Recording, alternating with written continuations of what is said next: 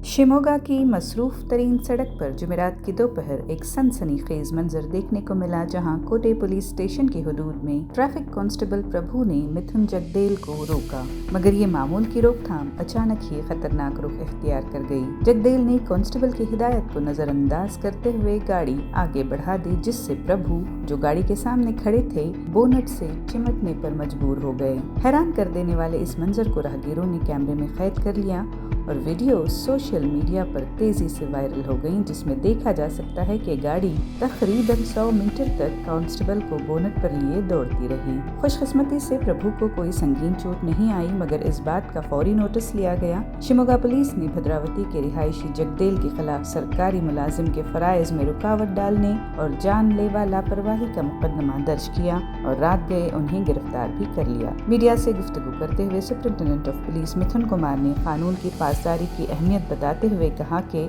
इस तरह के मामलात हमें ट्रैफिक कवानीन की सख्ती से पाबंदी का एहसास दिलाते हैं, जो अवामी तहफ़्फ़ुज़ के लिए नागुज़ेर हैं।